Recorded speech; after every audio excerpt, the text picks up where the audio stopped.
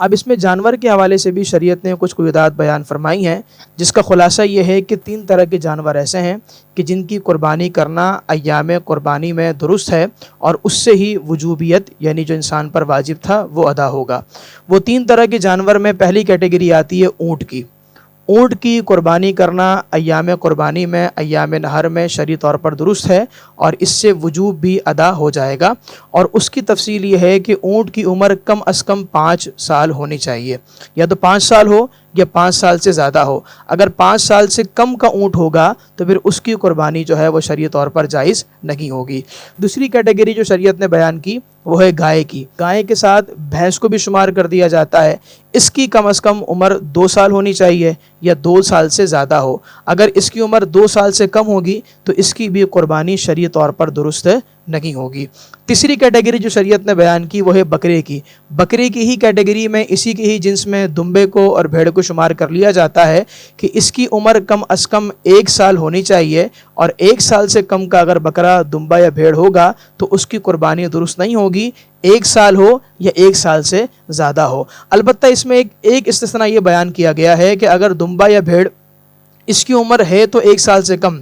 یعنی 6 مہینے ہیں، 7 مہینے، 8 مہینے، 10 مہینے، لیکن اگر اسے 1 سال والے دمبوں اور بھیڑ کے درمیان کھڑا کر دیا جائے تو وہ لگے 1 سال کا ہی، لیکن اس کی عمر 1 سال سے کم ہو، 6 مہینے، 7 مہینے، 8 مہینے، تو اس طرح کے دمبے اور بھیڑ کی قربانی جائز ہوگی۔ تو خلاصہ کلام یہاں پر یہ ہوا کہ اونٹ کی عمر کم از کم 5 سال ہو، گائے کی عمر کم از کم 2 سال ہو، گائے اور بھینس کی۔ بکرا، دمبا اور بھیڑ اس کی عمر کم از کم 1 سال ہو، لیکن دمبا اور بھیڑ کی عمر 1 سال سے کم ہے، 6 مہینے، 7 مہینے، 8 مہینے، اور وہ سال بھر کا دکھ رہا ہے، یعنی سال بھر کے جو ہے نا وہ عمر کے جانوروں کے درمیان اس کو کھڑا کر لیا گیا تو وہ سال بھر کا ہی دکھ رہا ہے، تو پھر اس کی قربانی شرعی طور پر جائز ہوگی۔ اس میں ایک مسئلہ یہ بھی ذرا قابل غور ہے کہ ہمارے ہاں بہت سے لوگ دانتوں کو بنیاد بناتے ہیں، تو یہ بات تو بالکل درست ہے کہ جب گائے 2 برس کی ہو جائے تو پھر اس کے 2 دانت نکل جاتے ہیں یا اس سے زیادہ دانت وغیرہ ہو جاتے ہیں، لیکن یہ بات یاد رکھے گا شریعت نے دانتوں کو بنیاد بنانے کا حکم نہیں دیا،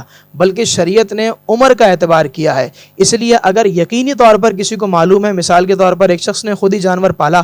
اور وہ پالنے کے بعد اس کے سامنے اس جانور کی عمر، اس گائے کی عمر 2 برس، 3 برس یا 2.5 برس ہو جاتی ہے،